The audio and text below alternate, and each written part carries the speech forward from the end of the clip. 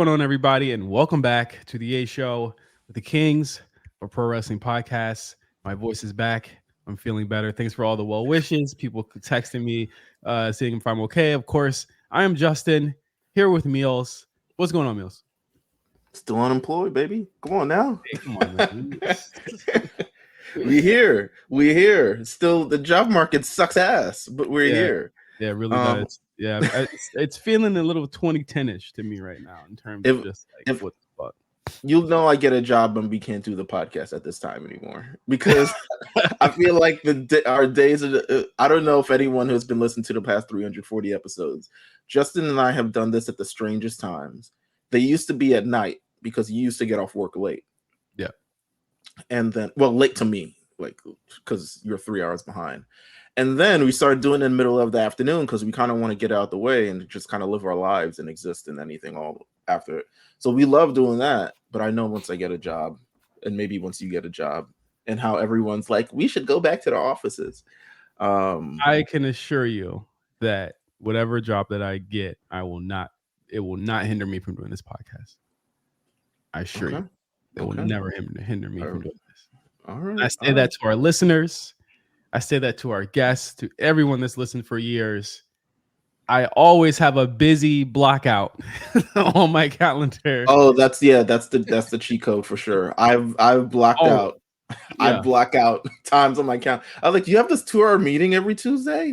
Planning. And I always say it's planning. Planning meeting. Yeah, I have to plan the rest of my and mine week. Is like writing or something. yeah, but before we get too far into the banter, we got to bring somebody else in.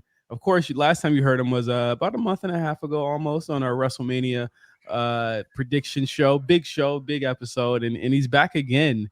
This might be the fastest anyone to spin the block on our podcast ever, to be honest. But it's good. I almost feel like we need to have him back even more. Just to fucking sit, if not to just talk about the challenge, which I want to talk about today. Okay. Because I feel like I'm locked in.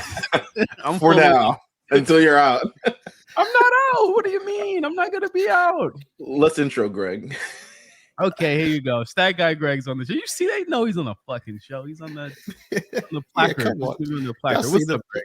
I'm good, man. I too lost a job recently, as you might have heard. Cheap Heat is no longer with Spotify. Sheesh. We went indie, but okay. Yeah, that might be for the best. I think that's for the best because as you guys saw, I mean, and some of your listeners also listen to Cheap Heat. We didn't miss a beat. We kept dropping episodes. We just lost the Spotify bag, but I think we'll be okay. But I mean, you own your own masters, brother. Exactly. Exactly. You own your own masters. Oh, that's the benefit of going independent. RNC, y'all know how it is, man. That's the benefit of going independent. I mean, we've been doing this by ourselves. We had sponsors for 2 weeks on the podcast at some point in like 3-4 years ago. We've been doing this dolo. We got our Patreon. I think the most important part is that we got the community, and that's the most important part with you guys because Cheap Heat has been rolling for a long time. Like it's got to be over a decade at this point, right? Yeah, the podcast, I've been on it for 9 years, so I know the podcast has been going over. As a matter of fact, we hit the 10-year mark as a podcast like in October of last year. That's awesome. Listen, man, we're on our way to 7, but you see I'm repping for the 6. I love it. I don't even know what my shirt is currently. I gotta pick it up. But listen, I gotta say that it's been wrestling and challenge for me for the past week, and I'm blazing through these seasons like no other. Ask Meelz. I text him during every what the fuck moment. I don't know if it's as enjoyable for him to recap as it is for me to text him about these things, but I had a large blind spot because there was a point where I just stopped watching. Right. And my Wednesdays, I just didn't want, I just said, I don't really know these new people. I don't really want to know these new people. But then, that's part of it. Yeah, it's really hard. Like I equate it to people who were Attitude Era fans. And then they come back to wrestling now and they're like, what the fuck is a Seth Rollins? Or what the fuck is a whatever. It's But that's all because the people who it's all the people who Go ahead. dipped out when NXT went 2.0, right? Like, Yeah. it's like, where's my indie guys at? I've been following these people from the indies on the come up. Like, you watch people from Real World, then they get to the challenge or Road Rules. Road Rules, if you've been watching that long, they get Yes. to the challenge, they become mainstays on the challenge, and then they throw in like all these Big Brother people and people from Love Island and this Real and World. Real World Explosion. I got to go back into that he's lore. Are You the One? he's watching 29 right now, which is Yeah. Invasion of the Champions. Yeah. So yeah, that's like the last like real world inclusion of any kind of cast that's been on the show. From here on out, it's just Are You the One in British people. Is that the one where CT has that legendary Johnny Bananas elimination where he just carries him like a toddler? No, that's 10 seasons before that. See, the crazy thing about Justin's like, yes, he texts me, but the thing is, I don't have to watch any of these episodes because I remember everything that happened in almost every episode. Encyclopedic knowledge of everything. So, and I'm just like, just wait. My wife is completely locked in. She's on the TikToks now. She's on the Instagrams. She's looking at everything now. She's like, Cam was so pretty back in the day, and she's beautiful now. She loves Cam. It might be unpopular opinion. She's a really big fan of Cara Maria, just as a competitor. She's a really big fan of Cara Maria. As a competitor, she's good. I think it's just like the other stuff. She's annoying. Yeah, she's annoying as hell. Yeah, she acknowledges the annoyance factor of Cara Maria, and that comes with the territory. She can't be perfect, but like she's a fan of her and CT. So we're double fisting Trader season 2 and challenge right now, and that's like a whole nother conversation. But speaking of fisting, sorry, but you're also. I'm assuming you're also watching Baddies Caribbean. Yes. What's the update on that? What do I need to know about that? Though? Yeah, I mean, every kind of fist. I'm assuming. That I've seen. Baddies Caribbean started off 2 episodes in, 2 of the biggest reality TV brawls. It's looking like next week is going to be the one. There is I'm gonna send the link to the preview for next week into our Discord. There is a almost Attitude Era fight where 2 women who fought at the auditions they are cast in the same show, and they're fighting and they go through a door, like literally go through a door. Jay McMahon, Kurt Angle style, bro. Yes, they go through the fucking door. There's a girl who tore her shoulder. She's fighting still. Krishan's sister hasn't even gotten into it yet. Let's just tell you that. Like it is already 2 episodes in, but way better than last season. Like just off top. It's great. You said in our Discord, you said no women's division is topping Baddies. No, absolutely not. I would put the Baddies roster. Here's the thing about the Baddies roster. They have nothing to lose. So if they were to go into a PC environment, they would be better than the women there because they have absolutely all they do is drink liquor and smoke weed. That's all they do. And pop their ass. That's all they do. It's like that. And like even with Jocelyn's Cabaret, like Jocelyn's Cabaret members are essentially they're like rabid dogs. Like Jocelyn keeps them in a basement practicing dances all day. So when they get up, what do they have to do but fight and claw and scratch? What is Lyra Valkyria doing against Scotty with the body? What is Nia Jax doing with Roly Poly? Shayna Baszler might be able to hit her. It's not fucking with Taseki. You can see Taseki's hands.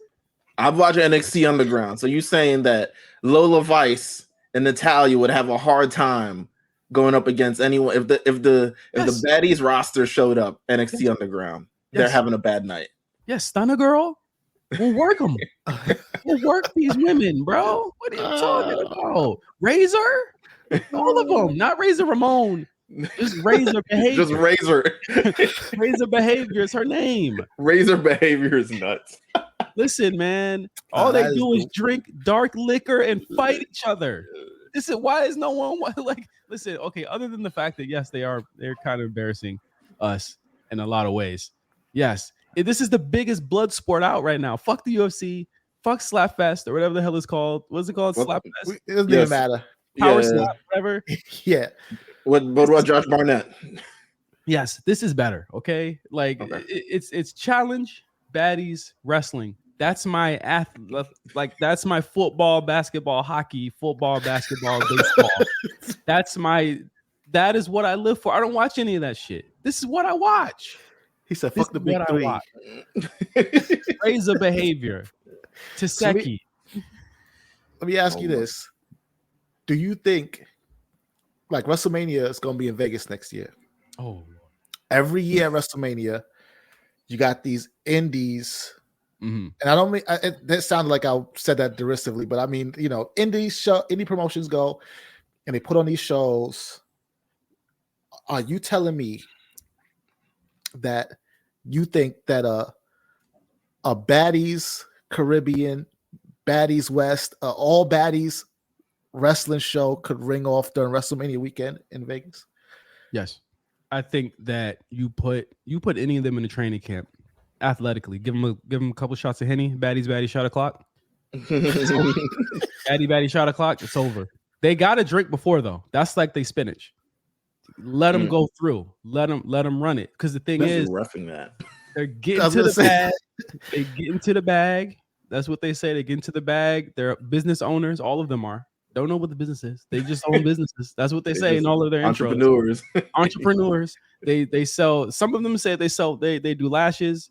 They do credit scores, and then some of them just straight up say, "Yo, I sell pussy, whatever it is." And if that's what they do, fuck it. Let them hustle. They hustlers. Now, do we script the fights like we traditionally do in pro wrestling, or do you it just like a 3 minute, maybe 3 minute time limit? I'm not sure what's the longest Baddies fight that's occurred? 2 episodes. Okay. maybe main event goes 5. It's like Speed. It's like WWE Speed, right. But like with Baddies. The thing is that the security's always breaking it up. So part of the match is that security got to be there too, breaking it up. There's always security there. So you think we need rounds or something? Maybe. Yes. And then they'll hold the match and they'll say, okay, let them run a fair one. And the fair one's usually 5-6 seconds. So you got to judge the fights off that. Okay. Mm. Is there a way we could bring up a Baddies fight? Need judges. We need judges then. You would probably need judges. You probably need judges for sure. So we need Steve Wilkos as the ref because he's the only one that can break it up. Because there was a clip I posted on our Discord of Krishan beating up a woman in the sink. Yeah, she dunked her in the sink. It was nuts. That's what we judge it off of. Because the thing is though, Meelz, she got back up and fought her again.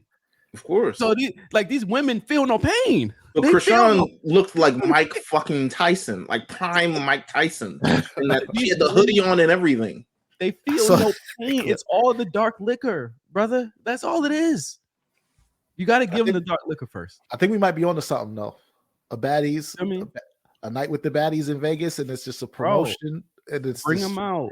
Let them fight matches. Mania. Let them the Booker would have such a fucking hard time making sure they get everyone to Vegas at the same time to schedule matches, making sure they get trained, everything. They will sell it out. They will sell it out. Nah, J5 is selling me. I haven't seen an episode of Baddies, nothing yet. I've seen some clips. I'm ready. I get my password. It's Zeus. Whatever you want to do. No, please. Don't introduce that to your house. I'm sure you have a please. I can't introduce it to my house for sure. Greg next time we see Greg, it'll be black and white. Like Oppenheimer. That's literally what I do. I introduce things that just destroy the world, and that's what I do. But this was supposed to be about challenging to be about Baddies, but I'm on a challenge binge. That's what I'm watching right now. That's what I'm watching in between this great wrestling that we're getting in the past month. Like I gotta shout out all parties involved. That since Mania, I feel like a lot of companies are cooking. I feel like WWE is cooking on another level after Mania in terms of just the quality of the wrestling they're putting in the shows. And I think this week on both shows really proves how true that is. They got tired of people pulling out the stopwatch. Yeah. I mean, this is true. But I also feel like, to be honest with you, this post-Mania, I wouldn't be mad at a post-Mania. We're setting up for King of the Ring after Mania. Like now I kind of feel like we have to expand it. Like let's do like actual qualifying matches for this King of the Ring. Let's go through the month of April. You qualify the month of May, you fight, and then the big fight is at the end of June. Like literally like the the NBA in-season tournament that they do now. And have it And be with people who aren't on the Mania card, because that's largely what a lot of this is like there's like a few people that were on it, but a lot of it is like the mid-carders and upper mid-carders that weren't able to be on the card, and new people. I think the introduction of the new talent, I think Monday or last night really like solidified it, like with Lyra and Ilya and all the new draftees that came into the show. They're given time in a way that, like, I look at this draft and I'm like, I thought last year's draft was cool. This year's even better because they actually have something to do. And even for the people who got drafted that aren't, and we'll talk about it later when we talk about Raw, like, I'm really enjoying Braun Breaker's story right now as well, where it's like, where the fuck is he? And they're building that anticipation. So like there's stories outside of the tournament story too. Right. No, absolutely. So before, we want to get into Big King of the Ring talk on this episode. Greg, I would like to ask you, this is just off the cuff. This is not on the thing. Let's do it. King of the Ring winners. What makes a good King of the Ring winner? Maybe who have been the best King of the Ring winners? Like, what do you feel like the King of the Ring is supposed to also accomplish as well?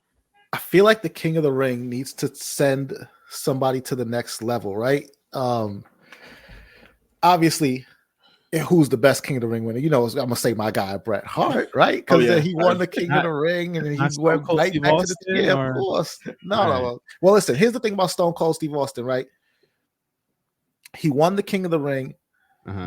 That tournament though was kind of lackluster. The tournament. I was about to pull it up. Hold on, let me see. And then there we go. No. Listen, he's a legend. We're not taking that away from him.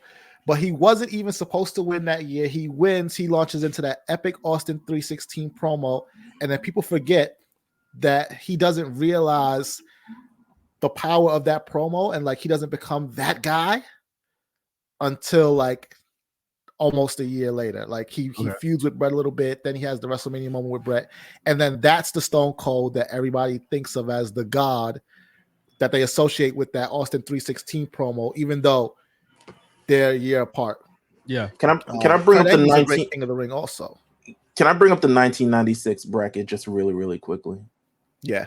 Savio Vega. It's always Savio. If there's Austin involved in 1996, Savio Vega is not too far away. First round matchups. Ahmed Johnson versus Vader. That might ring off in 2024. Bro, that shit probably went hard too. Not Goldust, that Vader, I don't know. Goldust versus Ultimate Warrior. This is like second run Ultimate Warrior, so I have no idea how the fuck. And that one ended in a double count out too. Yeah. It's insane. Hunter Hearst Helmsley versus Jake Roberts. Now, I wasn't actually familiar with this other run of Jake Roberts. I know it was like heavily Christian based and all this other stuff like that because that led to the big promo. But Triple H was getting punished because of the MSG incident, so he had no chance in hell. Justin Bradshaw versus Henry O. Godwin, which I think is Midian. No, it's not. It's the other one. It's not Midian. It's the other one. Midian was Phineas I. Godwin, if I'm not mistaken. Yes, Hog and Pig. you would know. Justin Bradshaw, Henry O. Godwin, Stone Cold Steve Austin versus Bob Holly. I feel like Austin never worked Bob Holly ever again. Like, he was like, "No, I'm good." Marty Jannetty versus Savio Vega.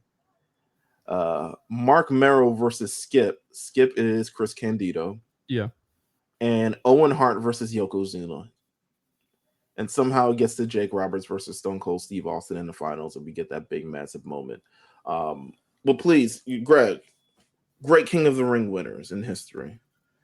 I think Kurt Angle, King Booker, obviously is at the top of the list, right? Because not only did he win, he won the crown, and then he did what the hell you were supposed to do with that crown. Like, he had that fake British accent that he would go in and out of. He wins the world title. Right, he won the world title. He was king of the world for a little while. So yeah, Booker T's obviously one of the great King of the Ring winners. Brock Lesnar too. That was the first and only King of the Ring tournament that had stakes attached to it. It was you win the King of the Ring, you go on to a championship match at SummerSlam. That was sort of an informal thing that they did previously, but for that one, they finally said it. The King gets this championship because King Mabel won and then got a championship match at SummerSlam. But, you know, we don't talk about that. Bret Hart won, and he was supposed to get Hulk Hogan at SummerSlam, but that match didn't happen. So Brock actually won, actually goes on to SummerSlam, wins the title, and he's out of there after that. Like the King of the Ring roster after Booker, the roster of winners look kind of suspect, to be honest with you. First, Sheamus, this happens. Bad News Barrett. Yeah, this happens like once every like 3 years at this point. Afterwards, we got William Regal, who beat CM Punk in the finals. I remember that specifically. That shit pissed me off. They wanted to do such a thing. They had him and Layla. Remember they were having him take the show to commercial, like that. Yeah, his gimmick. There was one episode of Raw, I think he might have been on his way to winning a world title, and then there was a wellness policy violation. But yeah, it was crazy because like the last time we saw him is like he's this tyrant GM, and he's just like he kills the feed on Raw, and it goes to black like that with William Regal like being a psychopath. And what's going to happen next week?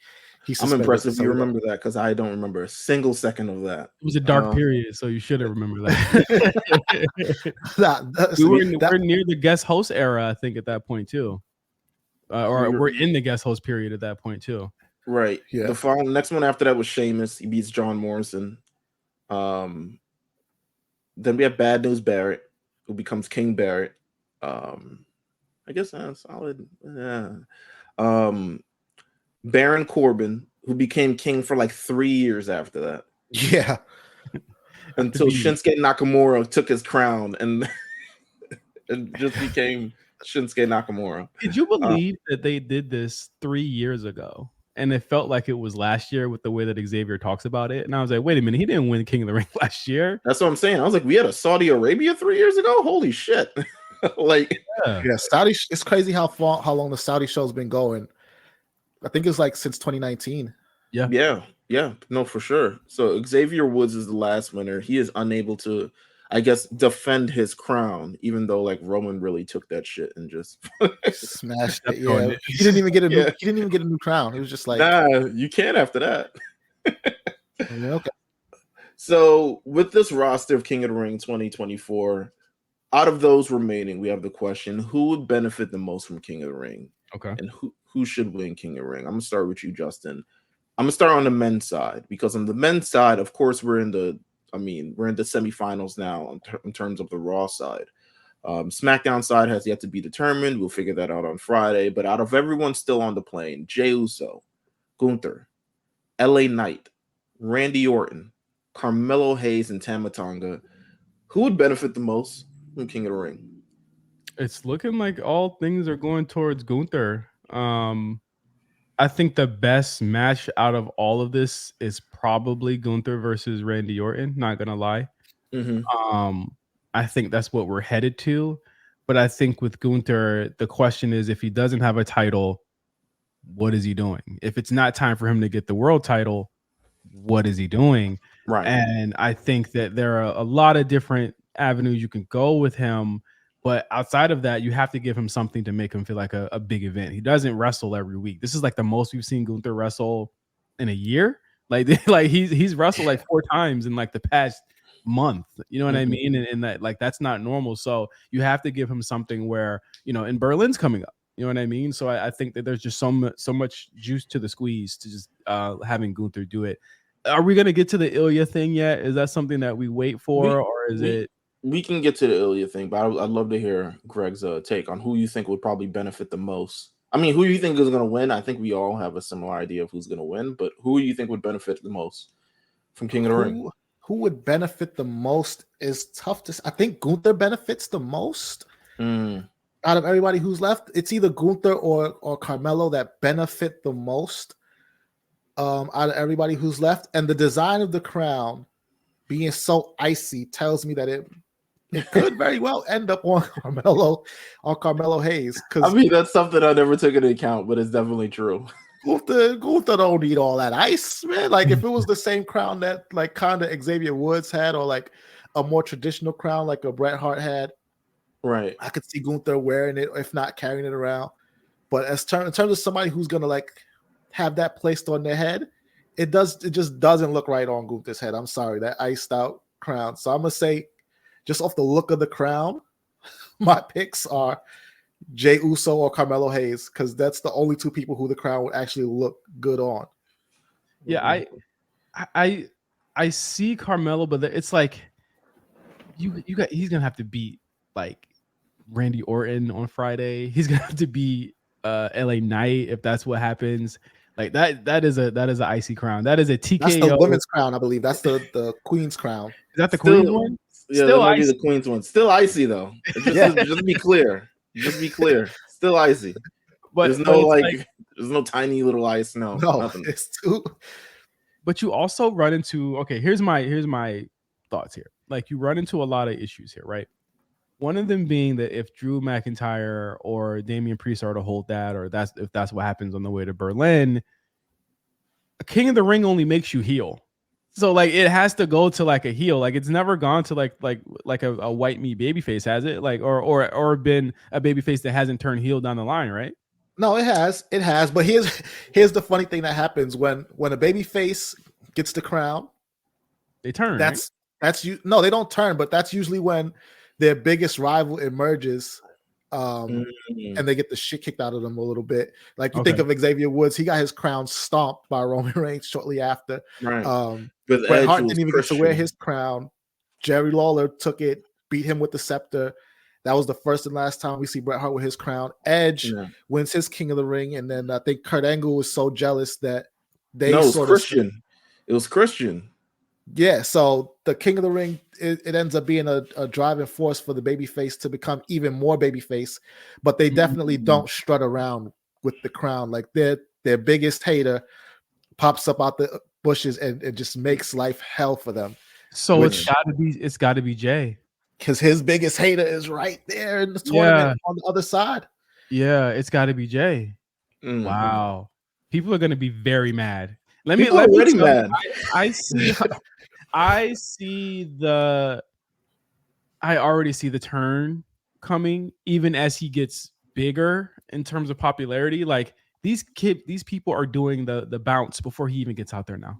Like it's over. But now there's a light stick to it now. Yeah, they turn the lights out for it now. You know what I mean? Like they gave you lasers too. He's a big freaking deal. And I think going into it, why would you not want him to be your number 2 babyface next to Cody on that Raw brand? That makes so much sense for me. It makes a lot of sense for Jay to win this. I think that they're treading some really tough waters because you have so many workhorses. And then you have Jey Uso kind of doing what he does. But I enjoy Jey Uso. I enjoy him a lot. I think that even I saw people saying that the Ilya match wasn't good last night. I thought the match was really good. Like I thought I thought Ilya worked around Jay's like it's the same way. To me it gave the trick match to me. I'm like he worked around what he couldn't do, and they worked a really good match, and it was super solid. He made Jay bleed. Like Jay took a lot and he gave a lot. And I thought the match was really good. Well, that's the thing, right? Is it? Oh, sorry, Meelz. Go ahead. No, I was gonna say I thought it was also very, very well and very the turn on Jey Uso as we currently see is happening. Well, I don't know if it's currently happening because when you get into the arena, everyone loves Jey Uso. Exactly. So I think it's just, to be honest with you, it feels like internet discourse about that people wanted Ilya versus Gunther in the semifinals. Which to me, I said last week, I was like, why would you give that away in a semifinal match? Yeah, it's bigger than that. It's bigger than that. What do you if it was a finals match, I get it, but a semifinals match, you wouldn't necessarily give it away. And then also, we don't have to have I actually prefer for people who just brought up or people new not to have these very long undefeated streaks. Yeah. Because then you don't really have to book around it as much. So Ilya taking his first loss. Now we can sort of maneuver with Ilya a little bit better. What were you saying, SGG? No, well, you raised a good point that I want to work backwards from. Like he takes his first loss on the main roster to the hottest act on Raw. That's not a bad spot to be in. Yeah, not at all. To be honest, and then people. I wouldn't say that Jey Uso's not a workhorse. I just think that his style, and even J5 sort of alluded to it when he said Ilya worked around his limitations or the things he can't do. I think it's more so the things he won't do, right? Because I feel like he's turned down his moveset a little bit because he realized he doesn't need it because his character work has gotten so incredible that he's able to give you the facial expressions, give you the entrance, raise the crowd's energy up, take that type of beating that will bring the energy down, and they go on that roller coaster with him. Like he takes them through the highs and lows, and then he gets to come in and hit his comeback, hit his 5 to 7 moves or whatever it is. And whether he wins or he loses, you're ready to see him the next time his music hits. Yeah. And so he set himself up very well. And be real, like he ate a lot of shit going into Mania. You know what I mean? He lost a lot of matches going into Mania. He lost a lot of big matches going into Mania.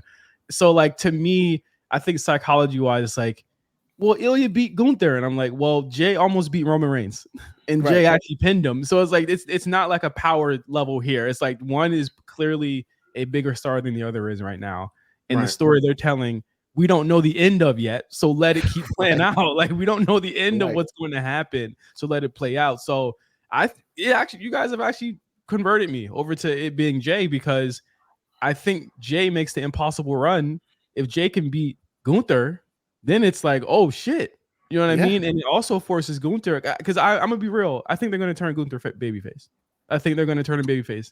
I think that it was very deliberate. I think it was very deliberate. I think it was very deliberate what they did on Raw, having Ludwig cut that promo without Gunther being there.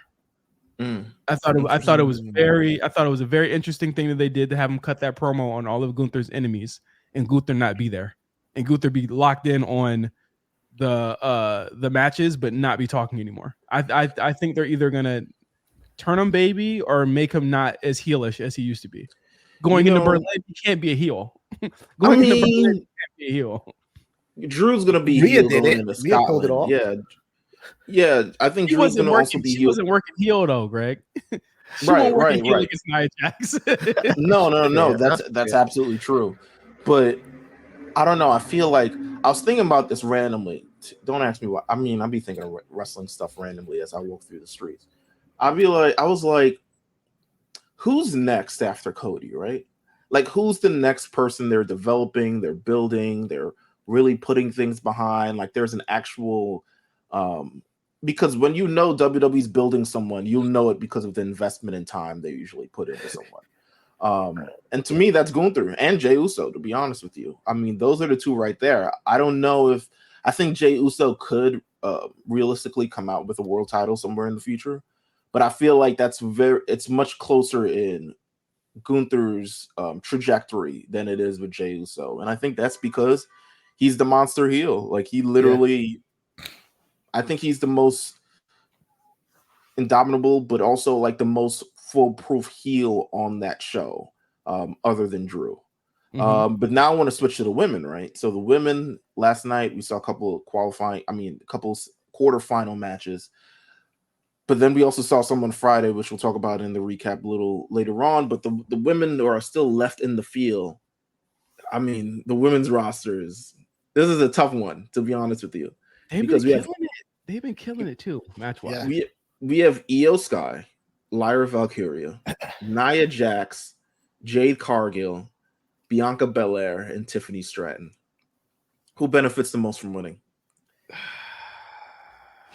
Okay, I'm selfishly, Tiffany Stratton, but realistically, Io Sky. Realistically, yes. I'm so interested. I can see B losing to Tiffany. I'm so interested what that Jade Cargill and Nia Jax match is going to look like. I'm so not like look like, because I'm sure it'll be heavy hitting and hard hitting and all this other stuff like that. But I'm so interested because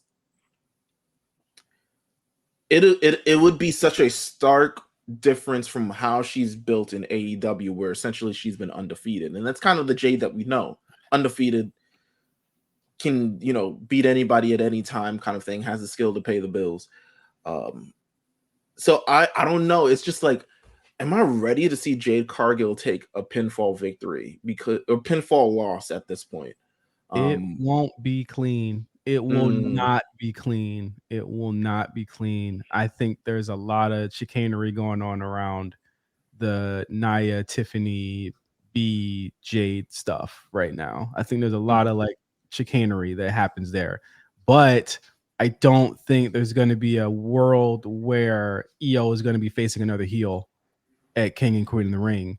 So it'll either be EO Jade, and that's going to be one to watch, or it'll be EOB, a match that has proven to be gangbusters overseas, doing that again. And storyline implication wise is a big deal as well because of the Bayley, Damage Control, Bianca, Jade interactions that have happened. I think they're crafting and weaving a very cool storyline if it pays off. But to me, I think the women's side of this whole tournament is really interesting based on what it's predicated around, and that is the Jade thing. We're watching her improve, but they're also tag team champions. Bianca's knee. Does the knee carry her to Saudi, and does it get her there? Like, there's a lot of really cool stories they can tell there, but in the end, I feel like it's going to be Damage Control and another person a part of that storyline on the other side. I disagree. I think I'm going back to my crown theory. It's too icy for EO, man. I think. What does EO's crown? You think they made a crown for niggas? Let's know. Hold on. Pull up what crown she's supposed to have. Pull up the Kings. Look at King Corbin's crown, how it fit his character. Look at how all these crowns fit these characters. I gotta find the crown. Hold on. This is a Tiffany Stratton crown. This is a Tiffany Stratton crown. Yes, I'm serious. This is a Tiffany Stratton crown. Okay, I think that Bayley wants to get her hands on Tiffany Stratton so bad that she interferes, and that causes a wedge between her and Bianca again, because Bayley can't stay out of her business now. That's how Tiffany Stratton gets past Bianca.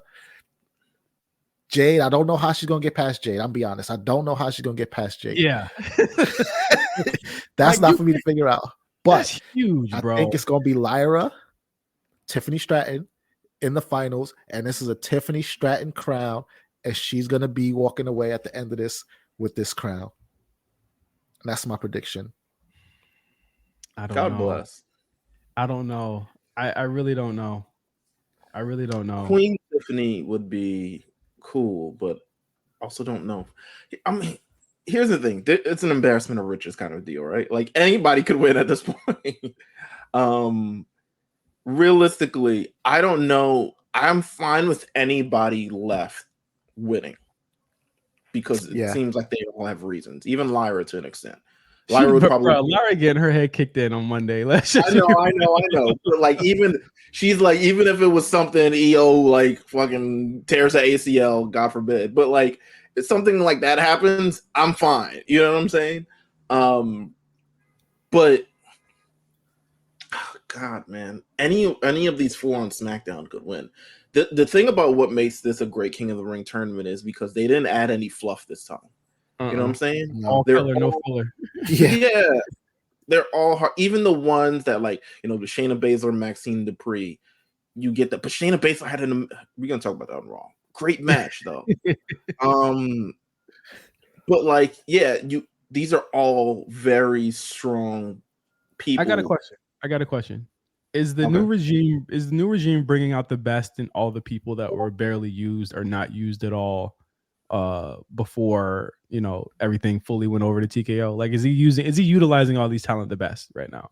I just want to know what y'all think. I think, because I feel like everyone has something to do. Like, everyone is doing something except for like Isla Dawn and fucking Alba except Fire. For like Apollo and like, you know, all those other niggas. Yeah. I think honestly, if you're still hired, they might be waiting for your contract to end. But if you're still hired, there's something, because apparently they just not firing niggas no more. That's crazy. But if you're still around, you still have something to contribute. I'm I feel like, I don't know, with Speed, there's another opportunity with, main event. And I don't even know if they still do main event. Oh yeah, they do, because the Witches were on it. They're utilizing a lot of people they're utilizing people way better than the previous regime, but it's still not everybody. You know what I'm saying? But who do you want to see? That's what I'm saying.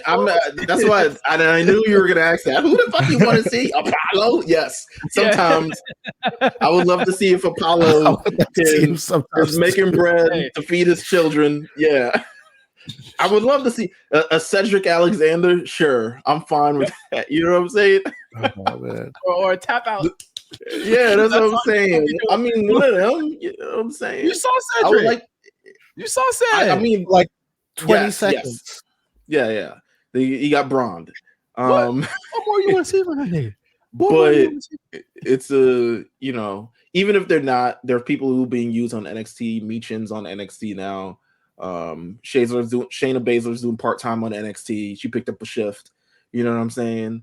Like, bro, Mark said Me Pin the other day. Me Pin was crazy. Wow. Me Pin was nuts. Yeah, Me Pin is kind of nuts. But she killed it in the combine. The work combine. Report from Fightful. The combine was fake, y'all. So don't think that no shit. They did any of that. Sheesh. But just a question. But we got something else coming up. That was Queen and King of the Ring. We're gonna talk about the shows a little bit later on show reviews on Patreon. Bryan Danielson, have you guys seen this? He said his contract is getting ready to expire. He said he wants to do one more big show, that being Wembley this year. But he said that he's going to be a lot more scarce around the AEW world. What do you guys think he has accomplished or contributed to AEW thus far? You ain't had to laugh at the question. It's just what's in front of you. Just read what's in front of you, baby. There is a statement that I said years ago, maybe a year and a half, 2 years ago, where I said that, and it's cool because Greg's on the show, because he's the main one that disagreed with me when I said this.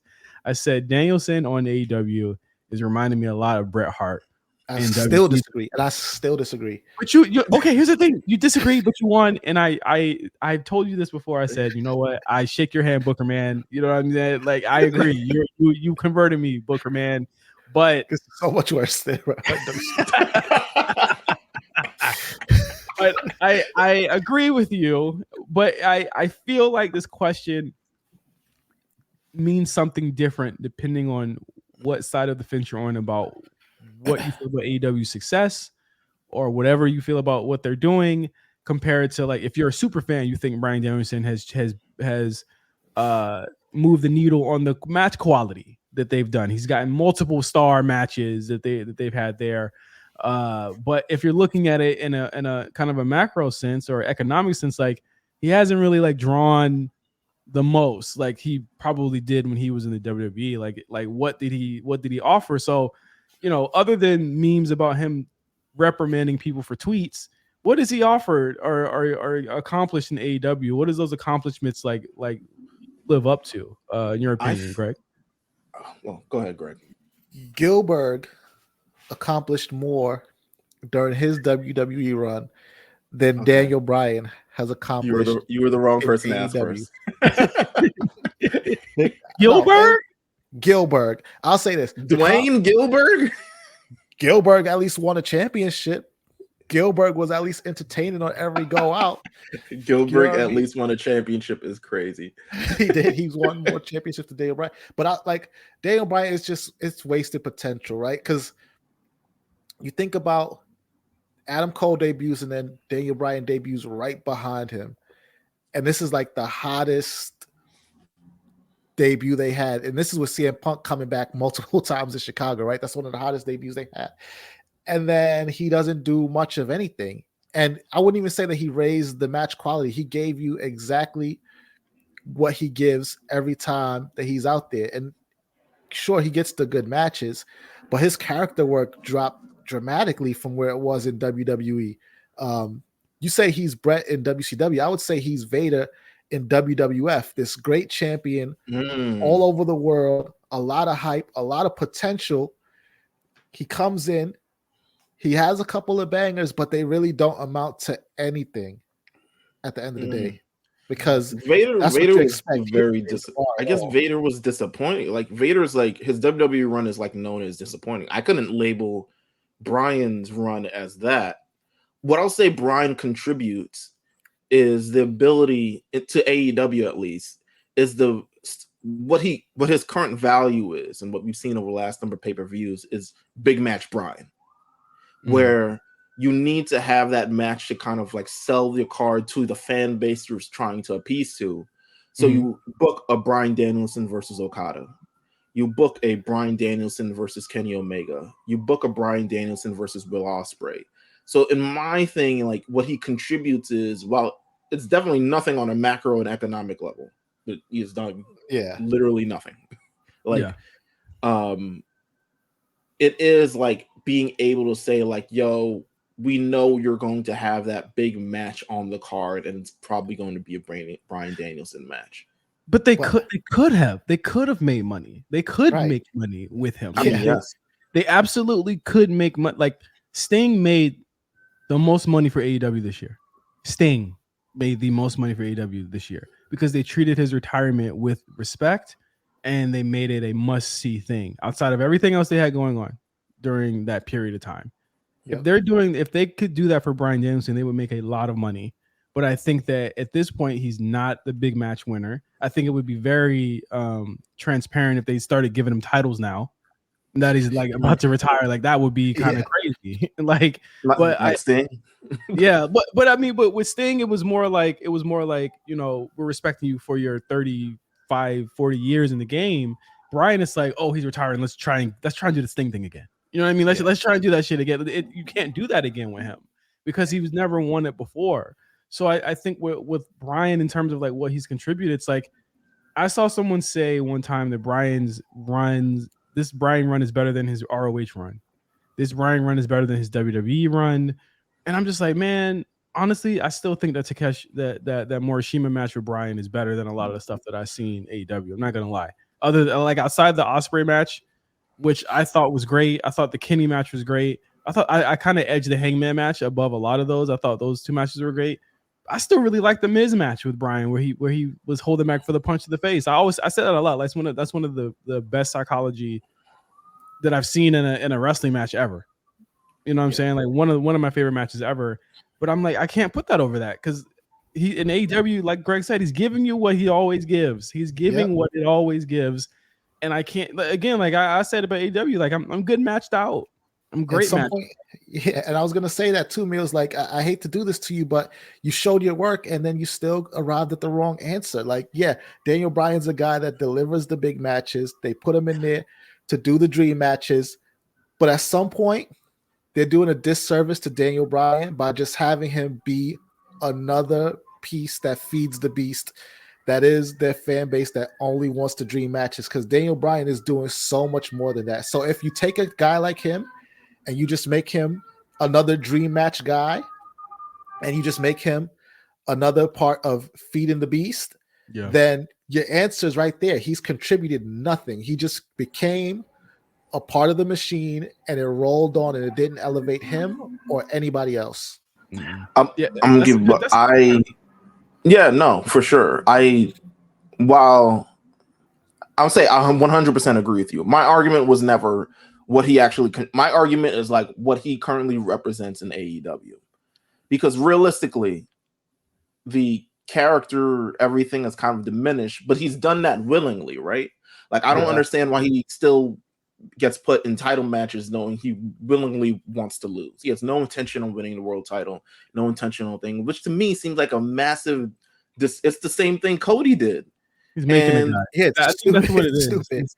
He's making a guy. I'm just like, bro. It's a massive disservice. Like, you don't have to. The way you play hero for this company and for others is putting the most eyeballs you can on it. Yep. Bryan don't want to do that. Like he never wanted to do that. That's why like you kind of see, I think he's even said it, like he don't want to carry that responsibility. You know what I mean? Like I almost feel like he didn't even want to carry the WWE title responsibility. Like he could have got that title more than once. You know what I'm saying? Like more than twice or however many times he got it. Like I don't feel like he wanted to. Like imagine Bryan have to do all his press. Like he's completely free from those responsibilities here. I almost feel like a lot of AEW champs, other than the one they got now, like to do press that much. I mean, I see an interview with him every other week.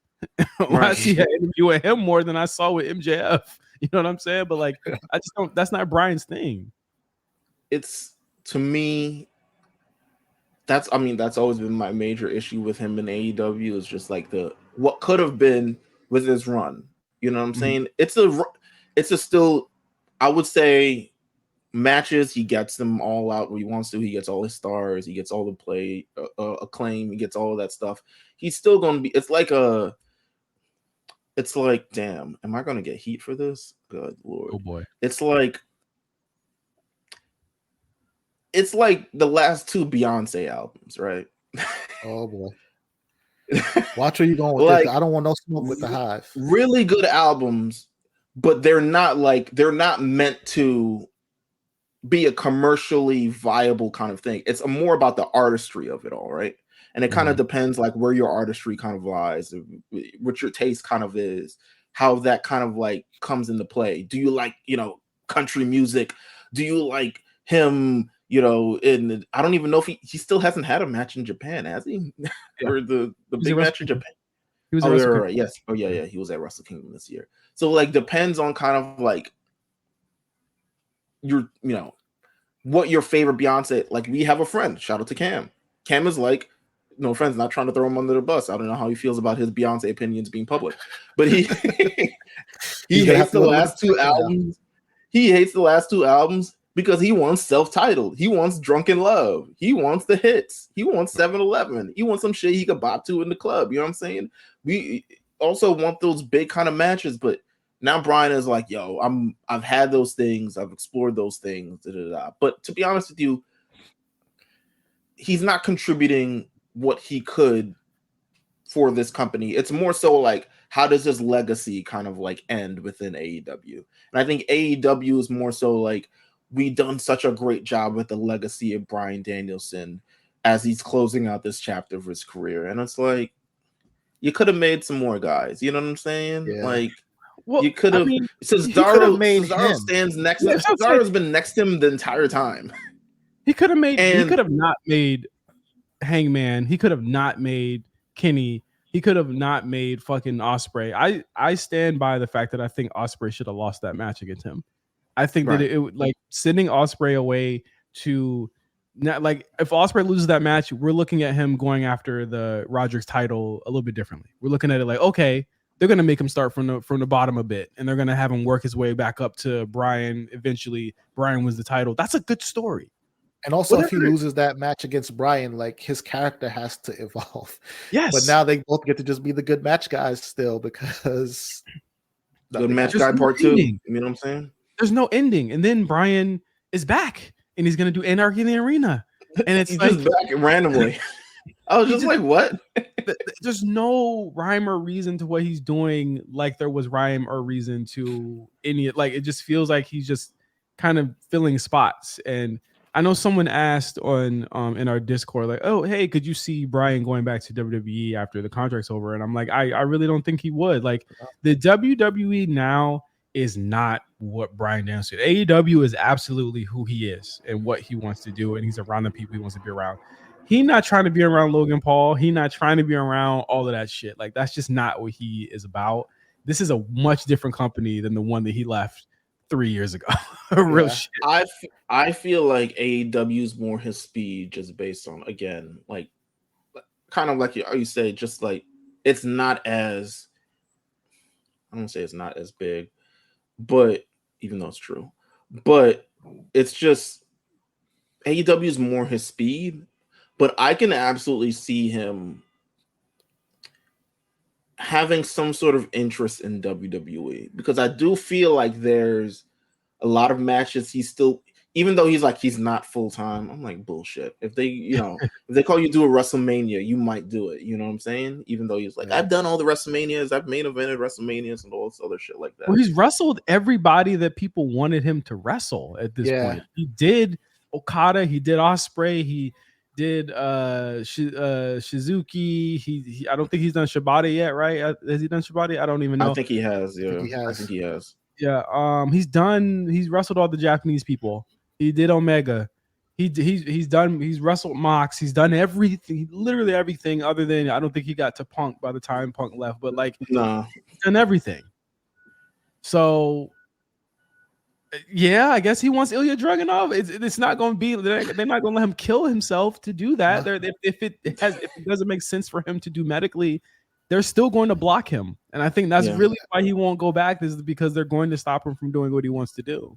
And also too, and I might get killed for this, but I feel like WWE has passed him by, long passed him by.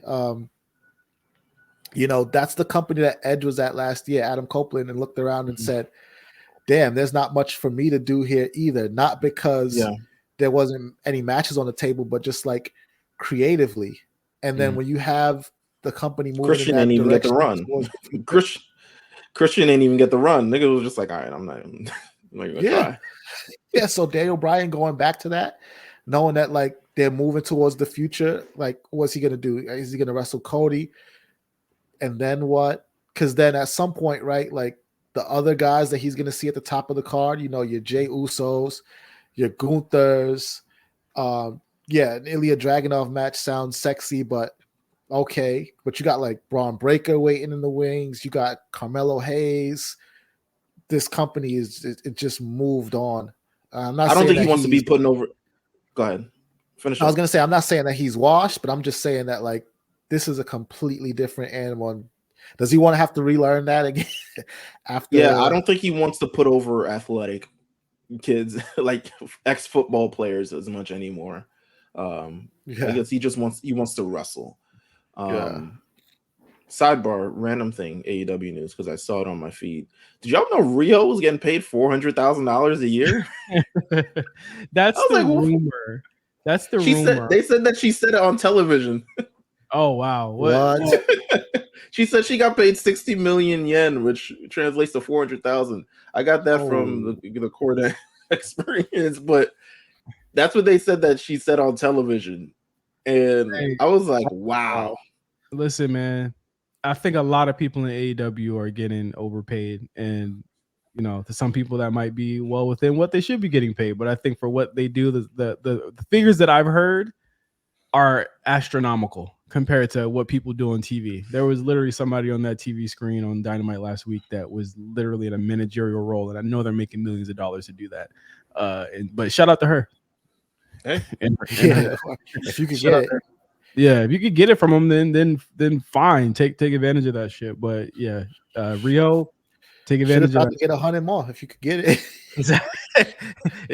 The thing is that they can't sustain this. I think with like the news coming out that, I mean, Turner might not get NBA back. I think that the purse strings are going to get tighter and tighter and tighter. I don't think that opens up the money. I think that money is booking it for some other things. I don't think you magically get $1 billion because NBA doesn't take the $1 billion. I think that you give $1 billion something that you think could get you $1 billion, and I think that's what it is. Because when you think about it in their portfolio, like WWE gets the money that it gets based off of the amount of business that they do, and like I think that if you're not making half of that business, just pumping money into something is not going to get you that money. And I think that like people don't seem to understand that like just because they lose $9 billion doesn't mean AEW is getting $9 billion or anything close to it. Like right. And I said this too.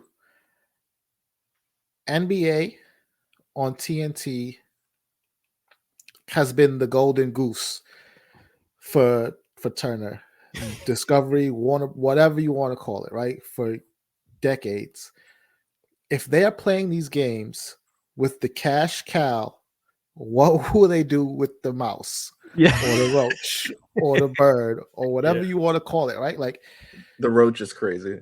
You don't suddenly become their main thing. Is my point, right? If Yeah. they're playing these games with the NBA Yeah. and they lose the NBA, they have billions to save, but Zaslav doesn't seem like the guy that's going to take those billions and spin it back into content. He's going to try to spin it into his pocket.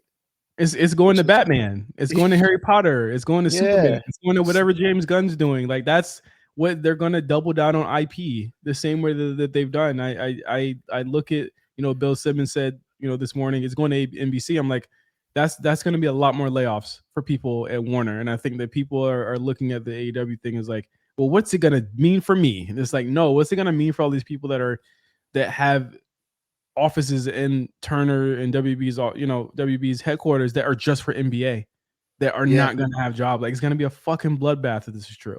Like that's going to be terrible for all of them. And I think that opens up WB to be fucking sold again, which is crazy to be sold twice in 3 years. Like that is insane. Yeah. I've worked for a job that got sold twice in 3 years. Same fucking thing. Same fucking thing. Terrible mismanagement by someone who has no idea what they're doing. With that said, 2 quick fast bits before we head over to Patreon. More information came out about Drew Gulak's release. Said Dave Meltzer offered some additional details on the situation. According to Meltzer, various individuals in the company stated Gulak's departure was related to Rousey's allegation. No shit. WWE said was to investigate the incident, but failed to come to a definitive conclusion. Still, the decision was made to allow Gulak's contract to expire. If he didn't tweet anything, I feel like he'd probably be in better standing, but also I feel like he probably would have still been fired. There is a lot of talk about Gulak being accused, being difficult to work with, including stories about the performer being vindictive towards other wrestlers in the ring. Loki, I think one of the stories was that he targeted previous injuries that wrestlers had. He got reprimanded by Shawn Michaels for dropping someone essentially on their head with a driver or something along those lines. Drew Gulak, man. Tough bit, but see you, bro. See you in AEW, bro. I ain't shedding no tears. I can remember back in like 2020 when he didn't renew his contract and he was doing the cool PowerPoint thing. And I remember we were on the show. We were like, damn, like he bossed up and got his new contract. He was just like, no, I'm out. Like, remember he tweeted out like, I'm not here no more. And they was like, wait, like come back. And he actually hustled himself a new contract. And I was just like, he was really enjoyable then. I think the Drew, whatever it was, it's seeming like the reality might have been what his character was on screen. And I think that if that was the case and he was treating people like that, then it's absolutely well within what they had to do to just let his contract run out. I don't think he was offering really much. I think that when you look at NXT, what was he offering Charlie Dempsey that he couldn't just do on his own? You know what I mean? I think giving Charlie Dempsey the ball to run with and let him see if he can sink or swim. Charlie Dempsey's been there for a long time. And I think at this point, like, if your daddy weren't there, his ass probably would have been gone. Let's just be real. Yeah. I think also Bryan was instrumental in him getting his contract back too. Because Bryan was doing some backstage. This was in 2020, but he was like low-key kind of like writing the shows. Doing creative, yeah. Oh, yeah. Yeah, so he might have helped with that. Should have known he was on thin ice when he got replaced in 2K. Yeah. When you lose your video game job. Because in 2K, he was the tutorial dude. And then you pull it on now, and the joke is like, oh, yeah, Woods took his job. When you lose the fake job, the real job is fingertips away from being out of there, man. Well, speaking of niggas who have a job, Damian Priest has renewed his contract with WWE. I'm the segue king. He has re-signed his contract with WWE. Quickly, what do we see for the future of Damian Priest? Well, let's talk about the immediate future. Where do you see this whole jazz going? I mean, he's a champ right now. Yeah. Is he losing in a month? Probably. He probably should. I'm not gonna lie. He probably should. I don't think this run needs to go that long. I think everyone wants the Drew run right now. I think the Damian run attached to Judgment Day is probably not the run that we want. But I think that I think that this definitely is a feather on Damian's hat. I think that like it's really cool that he was able to get that moment in Puerto Rico. And I think he's got another one coming up. I think they're going to Puerto Rico again very soon. I don't remember what the day. I thought it was this month, but it's I apparently thought it too. I haven't heard shit about that. It was like Puerto Rico. Never heard of them. They're going back soon. I'm said, yeah? guessing.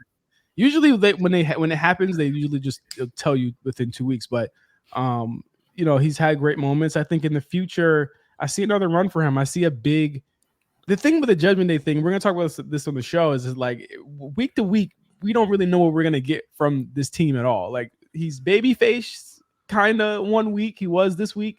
He's super asshole-ish, heelish the other week. So I mean, I could say that I see a big babyface run for him. He probably should be a face now because Drew is pretty much taking up all the air from all the other heels. Like I look at the other heels in the show, I'm just like, you're not doing what Drew's doing right now, yo. No, Drew was just so much like head and shoulders above everyone, and you know, maybe he probably should be a babyface, but I foresee another run for him. But I think the big storyline here is how the Judgment Day disbands and how he reacts to that, and that goes into whatever he's worked out in his contract, right? Yeah, no, for sure. I think he's got, for especially at this point in his career, he's having the run of his life. He's just got to kind of keep it going. I think the powers that be really do support him and really do want him there. Essentially, they've had him. He went from underling in the stable to essentially the leader of the stable. Finn Balor being scared of this nigga is wild, but we'll get to that. Crazy. Yeah. All right. So yeah. You know what? Let's rev up the Patreon. Yeah. Like, listen. Anyway, thank you guys for listening to the show and all of our King of the Ring, Queen of the Ring predictions. We'll be back next week with a final prediction of everything as we go into the pay-per-view. Yes, there's another one. We're doing it all over again next weekend. We're going to have predictions for you guys. Greg, thank you so much. When can people listen to you on Cheap Heat? Let us know. Every Tuesdays, fire up the A show and then go right into Cheap Heat, or do it the other way. Fire up Cheap Heat, go into the A show. We're available on all podcast platforms. Select episodes going to be in video, like that Cody interview that we had a couple of weeks ago was so special that we decided to throw that up on the YouTube in addition to podcast platforms. At StatGuyGreg on Instagram, Twitter, at Cheap Heat Pod on Instagram, at StayMage on Twitter. And then we got a Discord too. Y'all can find us over there. We're thinking about following your footsteps, trying to get the Patreon set up. So we'll see. Maybe I'll come back with more new announcements. But for now, that's just what it is. The new era is getting off right where you found us, podcast platforms. Hey, Patreon culture is a real culture, man. It's a real family. You've been. It is real family. It is real family. It's real family. But thank you, Greg, for being on the show. We got to get you back here for more Baddies talk. I'm gonna send you some links. More Baddies talk. More challenge talk. And thank you guys for listening this week on the A Show. For Meelz and Greg, I am Justin. We'll see you guys later. Peace.